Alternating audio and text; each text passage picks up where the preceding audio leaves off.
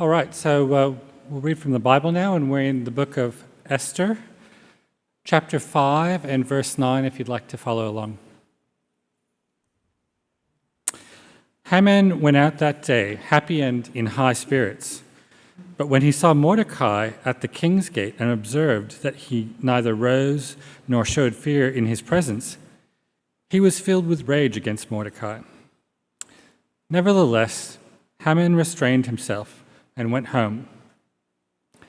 Calling together his friends and Zeresh, his wife, Haman boasted to them about his vast wealth, his many sons, and all the ways the king had honored him, and how he had elevated him above the other nobles and officials. And that's not all, Haman added. I'm the only person Queen Esther invited to accompany the king to the banquet she gave. And she has invited me along with the king tomorrow. But all this gives me no satisfaction as long as I see that Jew Mordecai sitting at the king's gate. His wife Zeresh and all his friends said to him, "Have a pole set up reaching to a height of 50 cubits, and ask the king in the morning to have Mordecai impaled on it. Then go with the king to the banquet and enjoy yourself." This suggestion delighted Haman, and he had the pole set up. That night, the king could not sleep, so he ordered the book of the Chronicles of the record of his reign to be brought in and read to him. It was found recorded there that Mordecai had exposed Bigthana and Teresh, two of the king's officers who guarded the doorway, who had conspired to assassinate King Xerxes. "What honor and recognition has Mordecai received for this?" the king asked. "Nothing has been done for him," his attendants answered. The king said, "Who is in the court?" Now Haman had just entered the outer court of the palace to speak to the king about impaling Mordecai on the pole he had set up for him. His attendants answered, "Haman is standing in the court." "Bring him in," the king ordered. When Haman entered, the king asked him, "What should be done for the man the king delights to honor?" Now Haman thought to himself, "Who is there that the king would rather honor than me?" So he answered the king, "For the man the king delights to honor, have them bring a royal robe the king has worn, and a horse the king has ridden, one with a royal crest placed on its head. Then let the robe and horse be entrusted to one of the king's most noble princes. Let them robe the man the king delights to honor, and lead him on the horse through the city streets, proclaiming before him, 'This is what is done for the man the king delights to honor.'" "Go at once," the king commanded Haman. "Get the robe and the horse, and do just as you have suggested for Mordecai the Jew, who sits at the king's gate. Do not neglect anything you have recommended." So Haman got the robe and the horse. He robed Mordecai and led him on horseback through the city streets, proclaiming before him, "This is what is done for the man the king delights to honor." Afterward, Mordecai returned to the king's gate, but Haman rushed home with his head covered in grief and told Zeresh his wife and all his friends everything that had happened to him. His advisors and his wife Zeresh said to him, "Since Mordecai, before whom your downfall has started, is of Jewish origin, you cannot stand against him. You will surely come to ruin." While they were still talking with him, the king's eunuchs arrived and hurried Haman away to the banquet Esther had prepared.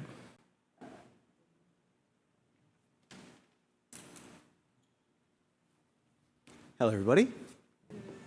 My name's Ethan, and I'm one of the pastors here at Soul Revival Church. It's fantastic to see you this evening. Hello to everybody online. I'm going to start in prayer, and then we're going to jump straight into the passage because I think it's fantastic. It's really fun. So we'll get there in a sec. Let's pray. Heavenly Father, help me as I preach your word tonight. May you fill those in this room and those online with the joy that your word can bring.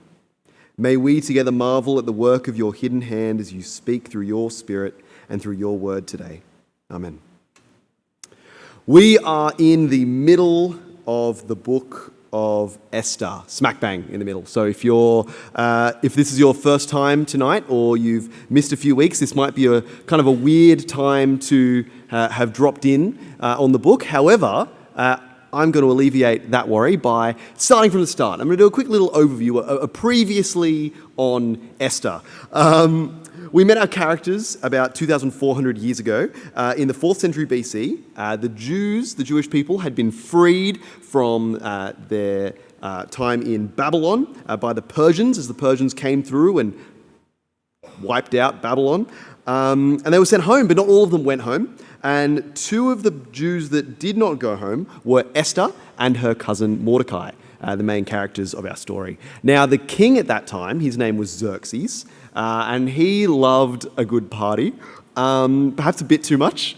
The book opens with a party that he has thrown that goes for 187 days. And the whole point of this party is just to show off how great he is. Towards the end of that, he's had a little bit too much to drink, and when I say a little bit, I mean way too much. And he calls his wife in to show off to the boys, pretty much. That's kind of the idea. And she, I think rightly so, refuses. And she's like, I'm not going to do that. And he, in a drunken rage, kicks her out and says, we're not going to talk to you anymore. No more Queen Vashti. Done. King Xerxes suddenly is without a queen. And so he throws a sort of morbid, gross Persian god king wants a wife kind of thing. In all seriousness, if you want full details on that one, Paul, a couple of weeks ago, did a really good sermon on that competition, and how that it was not like flicking on Channel 9 and watching The Bachelor. If you want to hear that sermon in a little bit more detail, check that on YouTube or on the podcast app. Just look up Soul Revival Church, because that's a really, really good one, and very helpful. Mordecai encourages his cousin to join the beauty pageant and see how she goes, and she goes willingly and wins, ending up becoming queen. So we have this woman who is a Jew, but she hasn't told anyone that she's a Jew, and she's the queen of the Persian Empire, which is very impressive. Enter character number 3. His name is Haman, and the king has given this guy a promotion. He is the coolest, most impressive, most important noble. That's kind of his rank. And he says that everyone must bow before me. We quickly learn that Haman is not the coolest noble, because he notices Mordecai, our guy, one of the guys I introduced before. He can't forget his name because it's just a really cool name. And Mordecai, he refuses to bow. And Haman just is furious, absolutely furious at this.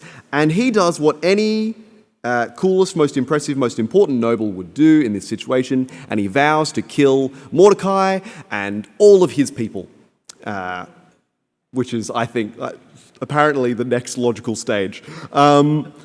He then convinces his good mate, the king, and sets in motion the annihilation of the Jews in the Persian Empire. So he rolls a dice to determine when it's going to happen, and it's going to happen in a few months. Mordecai then, as we heard about last week, convinces Esther to use her station as queen to go to the king and convince him not to do it.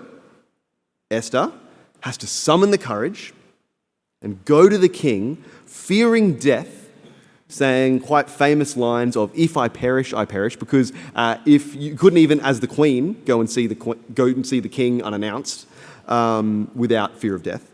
But when she walks in, he says to her, I will listen to you, and you know what? You can have anything you want. Do you want half of my kingdom? And in response, she says, let's have a banquet. And the king's like, yes, I love banquets.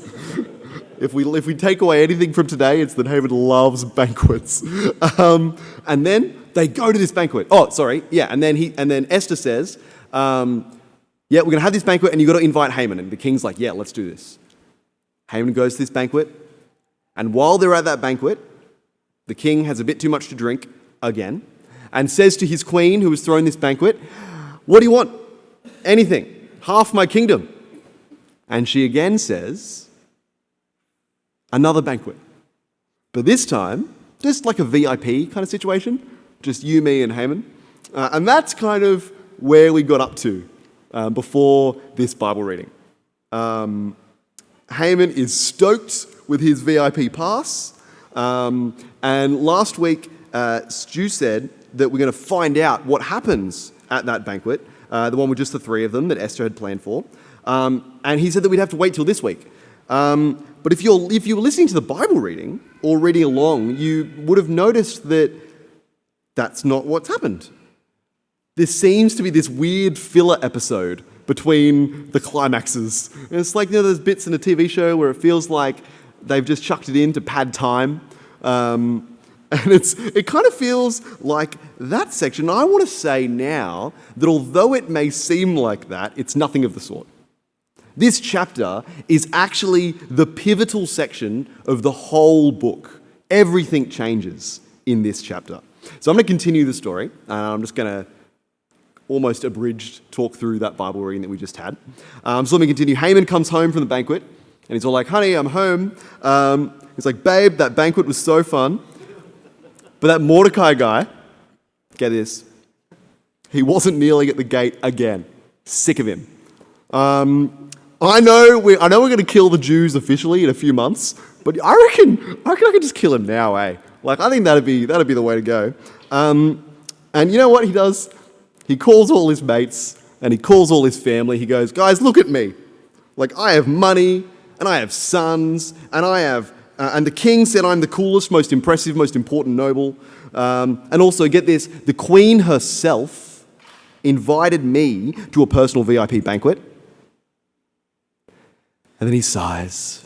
And from verse 13 on the screen, he says, but all of this gives me no satisfaction as long as I see that Jew Mordecai sitting at the king's gate. He's still alive. And then his wife has an idea. Why not build a big pole reaching to the height of 50 cubits to skewer Mordecai? I reckon you should build a pole and then go to the palace in the morning and ask if we can just kill him early. And now, okay, admittedly that does actually sound horrific, but it also sounds a little bit hilarious. And excuse me for laughing, but could everyone just look up at the roof for a second? And Dave, could you direct the camera at the roof so they can see the roof too? How high do we reckon this roof is? Just in meters. 10 meters. Thank you, brother. Now, 50 cubits is 23 meters.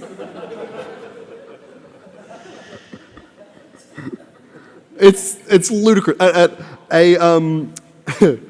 rugby league goalpost is 16 meters high. It's wild, and it is a little bit silly, and I think we're allowed to laugh at this. Although it is a plot to kill our main character, it's done in a way that's a little bit odd. And so back to the story. Haman, he was thinking about how awesome killing Mordecai was going to be. The 23-meter high death was going to be great, and you could just picture him whistling on his way to the king. This is going to be excellent. And then the scene cuts. And we get to the next chapter and we see Xerxes. He's lying in bed and he's struggling to sleep. He does what any rational man does. He calls in an attendant and says, read me my biography. Tell me about myself and how amazing I am. So flick through the Chronicles and tell me the amazing things I've done. And so he says that to his mate, to the attendant, sorry. And the guy, he's reading it, and if you look at the screen, 6 verse 2, it was found recorded there that Mordecai had exposed Bigthana and Teresh, 2 of the king's officers who guarded the doorway, who had conspired to assassinate King Xerxes. Now, we found out about Mordecai saving the king's life earlier in this book, in chapter 2. I didn't address that in my skim over because we were going to get there. But he saw some dudes chatting and was like, I better tell Esther, and then Esther will tell the queen. But they credited it to Mordecai and put it in the Chronicles. And that happened about 5 years ago at this point. And so Xerxes had completely forgotten about it, and he asked his attendant, he's like, did we do anything for this guy? And the attendant's like, nah. And so the king said, all right, who is in the court? Is anybody here that can action this? And now Hanan, as we see on the screen in verse 4, now Haman had just entered the outer court of the palace to speak to the king about impaling Mordecai on the pole. And his attendant answered, Haman is standing in the court, and bring him in, the king ordered. And he turns to Haman and says, what should be done for the man the king delights to honor? And Haman, I don't know, he's pretty, looking at his character reference thus far, it doesn't surprise us that he goes, you know what, I think the king's talking about me. And so he says his heart's desire on the screen. He says, have them bring a royal robe the king has worn and a horse the king has ridden. I want king merch. One with the royal crest placed on its head. Then let the robe and horse be entrusted to one of the king's most noble princes. Let them robe the man the king delights in honor and lead him on the horse through the city streets, proclaiming before him, this is what is done for the man that the king delights to honor. And the king says, go at once. Get the robe and the horse and do just as you have suggested for Mordecai. You could just see it, can't you? Just the shoulders droop, but I'm still in front of the king, so I can't yell like I want to yell. But the expression instantly changes as the king says, do not neglect anything you have recommended. Haman has to do his heart's desire for Mordecai, which is actually, again, really hilarious in a dark humor, laughing at the bad guy kind of way. We have this almost cartoonish picture of Haman really grumpily leading this horse, saying, "Look who the king honors! It's this guy." And they would have had to do a lap or so. It was actually pulling him through the city, and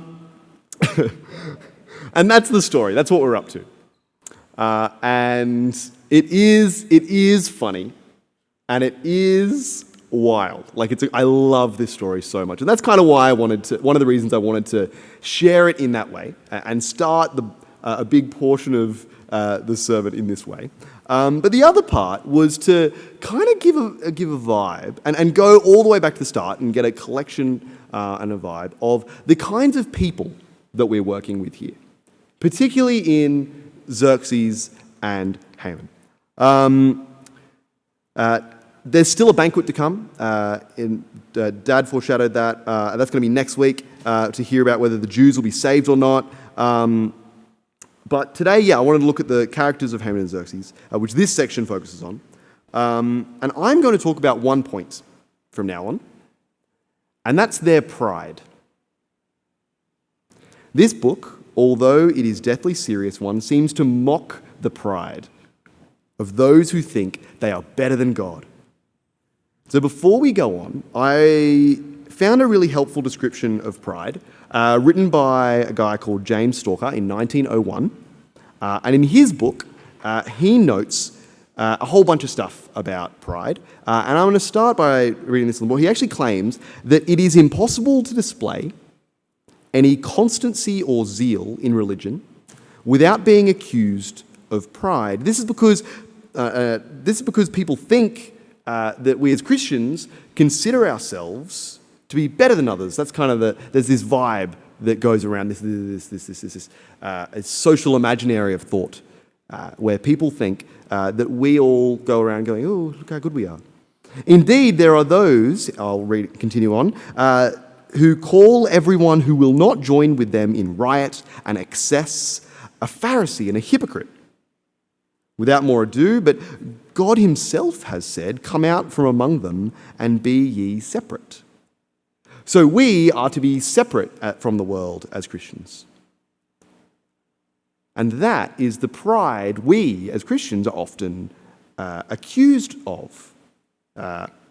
Now, Stalker goes on to say, he's about to say now, that separation is not proper pride. I wanted to make that clear real quick before we got into this. That pride that is often accused of Christians, that separation from the world, is not proper pride. Instead, Stalker says, there is such a thing as, if it should be on the screen, there is such a thing as proper pride. And when an accusation of pride is brought, the accuser requires to be judged as well as the accused.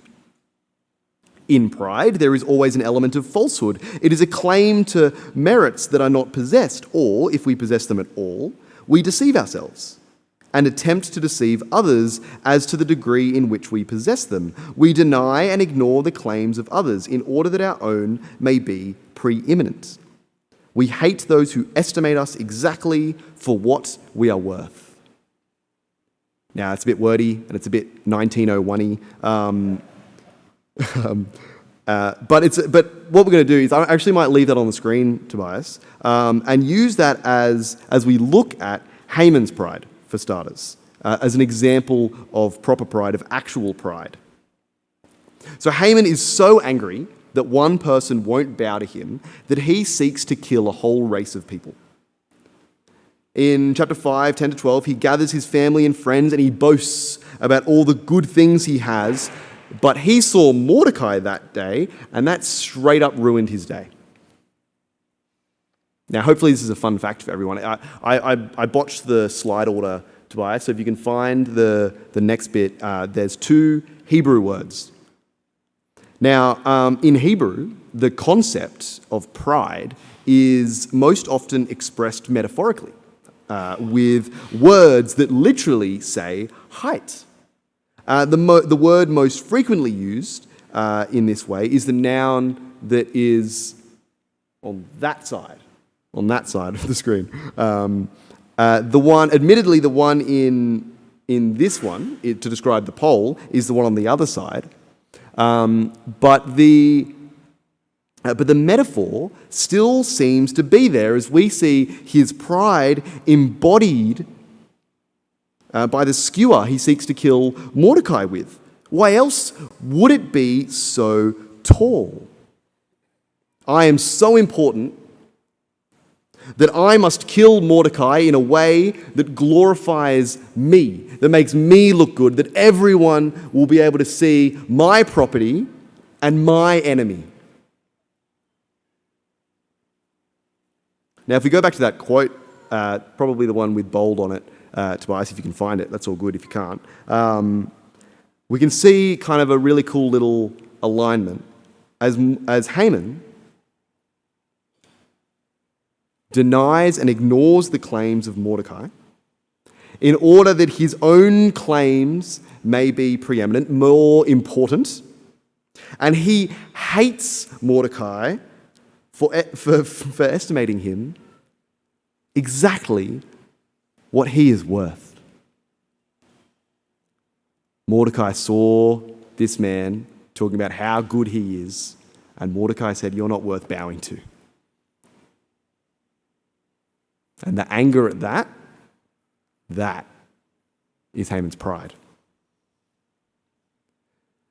Meanwhile, the self-professed God King Xerxes, I could probably just leave it at that and don't have to explain it anymore, but the self-professed God King Xerxes can't sleep, so he reads a book about himself. Now, I say this, I was chatting to my wife Katie about this, and she found a really funny little parallel. We were laughing about the fact that we can really find ourselves, I don't know if you guys find this, but it's really easy to find yourself scrolling through Instagram, but not through other people's stuff, through your own page, being like, oh, look at the things I've posted, look at the things I've done. Just making sure you've got it right. This is what Xerxes is doing here. Instead of sleeping, he's scrolling through his own Twitter wall going, oh, look how funny I was. Or he's going through his Instagram highlights and going, oh, that was great, I'm so clever. And he's not just reminiscing, which that is a thing we do sometimes. We scroll through that stuff to reminisce. But he's actually going, no, I'm amazing. What great things I've done. I've thrown 187-day banquets. This man kicked his wife out for not showing herself off for his friends. He has held a contest to get the most beautiful girl in the Persian Empire to be his queen, all to show off his glory. This is a man who wants to be a god so badly that he needs to make everyone know how splendid he is. And in his time of peace and reflection, in his downtime, he reads a book, or has a book read to him, as he lies there and hears about his own excellence. Now, as we look at all those examples, we see the essence of pride, and that is selfishness. Our pride and selfishness might not lead us to kill. It might not lead us to throw 187-day banquets in our own honor. But pride doesn't just affect cool, important, impressive nobles and kings. The first sin was in a garden. Adam and Eve heard whispered to them by the tempter, the snake.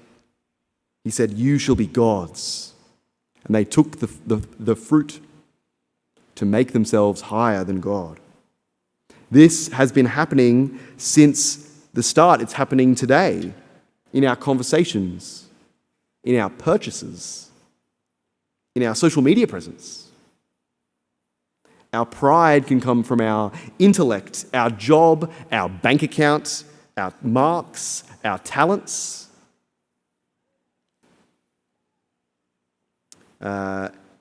Stalker says that even spiritual gifts may be a cause of pride. Nay, even humility itself may give occasion to it. It may come out in our speech as we boast about nothing but ourselves, or we lie and labor to convince others of our superiority. It may come out in our priorities as God takes second fiddle to whatever we have planned. As I touched on earlier, pride can look like judgment of others. However, pride can also look like fearing the judgment of others, as we care more about what people think of us than we care about what God thinks of us. It is so pervasive. And I've barely touched the surface. This book, Esther, it is very excellent and very fun and really interesting. But it also shows us what God thinks about pride. In this passage we just had read, we see this ironic reversal, bait and switch moment on Haman in this as he leads his enemy Mordecai through the streets on the king's horse in the king's robe. And that's just the first moment of God's judgment on Haman. There is more to come. As we can see on the screen, it is foreshadowed by Haman's wife, Naresh, in Esther 6:13. She says, "Since Mordecai, before whom your downfall has started, is of Jewish origin, you cannot stand against him. You will surely come to ruin." God does not care for pride. Next week, we will find out what happens to Haman. Or you can just read ahead. But Christians here today know that God doesn't care for pride. But based on our knowledge of the rest of the Bible, particularly the life of Jesus, that's understandable, right? Think about it. We follow Jesus as Christians, believing that he is God. But he came down as a human. Think about the Christmas story. It's just around the corner.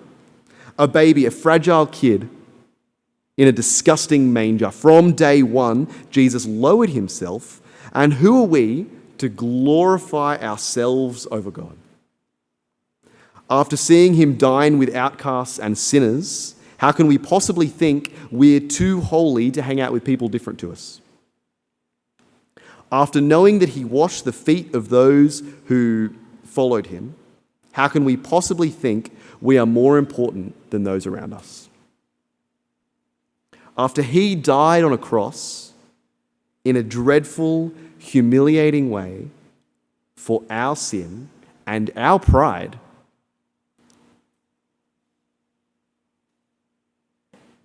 why can't we put our lives on the line for him, who by grace has already saved us, not just in life or death, but when we don't put aside our lives in the service of others, as Paul talks about in Romans 12, we want to end up like this. It says in, something else. I have a slide that's from John Wesley. He once said this: "Oh, beware, do not seek to be something. Let me be nothing, and Christ be all in all." I love that quote. The God of the universe lowers himself to our level, lower than us. And so we go, if Christ does it, so must we. And if Christ is so low, then we must surely be lower than the King of the universe. It says in Romans 12, verse 1 and 2, "Therefore I urge you, brothers and sisters, in view of God's mercy, to offer your bodies as a living sacrifice, holy and pleasing to God. This is your true and proper worship. Do not conform to the patterns of this world, but be transformed by the renewing of your mind.